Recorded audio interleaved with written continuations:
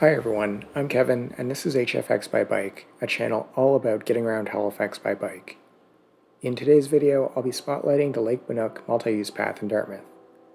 The path lines the northern and eastern shores of the lake and provides a useful traffic-free path for people making bike trips between downtown Dartmouth and places like Dartmouth Crossing, Shubenacadie Park, Woodlawn, and Cole Harbour. As always, I'll be playing a game of +1 - 2 along the way. Every time I run into something that makes my trip safer or more convenient, I'll add a point, and every time I run into something that makes it less safe or less convenient, I'll take 2 away. And you can keep track of how I think the ride is going by looking at the heads-up display at the bottom right-hand corner. The path has an access point on Brookdale Crescent. There's actually another one on Micmac Boulevard, but it's not really accessible by bike, so I won't be covering it.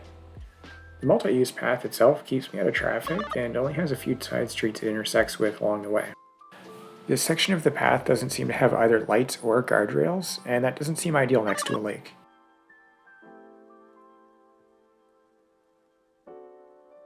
The entire lake is lined with benches and rest areas, and there's even a small beach. If I take the left here, I have pretty good access to Micmac Mall, Shubenacadie Park, and Dartmouth Crossing. This bridge lets me cross over to the other side of the lake.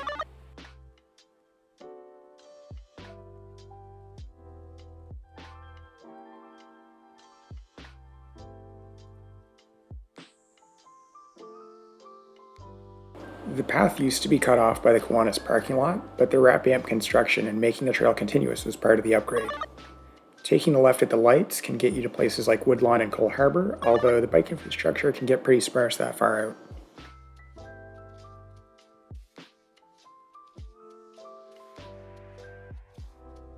The path is at this kind of weird point where most of the time it's wide enough to accommodate all users, but there are definitely times during the summer months where you can get slowed down by the volume of foot traffic that you run into. I think there's a good case to be made for either widening the path or separating pedestrians and cyclists into different facilities.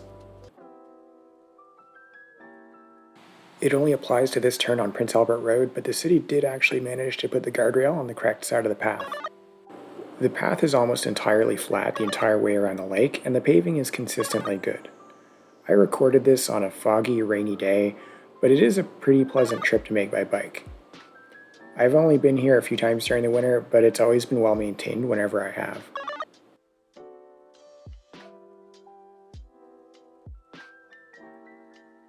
Cars can park here, which often eats up a significant chunk of the path.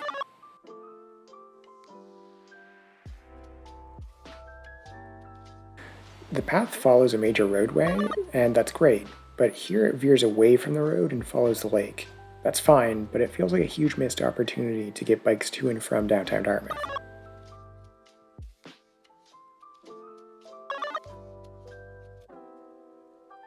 You're required to dismount here because cars have priority even on this side street.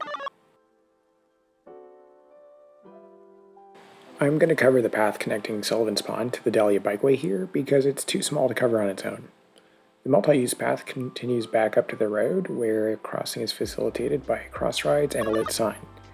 From there, there's a smooth transition right onto the Dahlia Bikeway, which is how you would get to Halifax.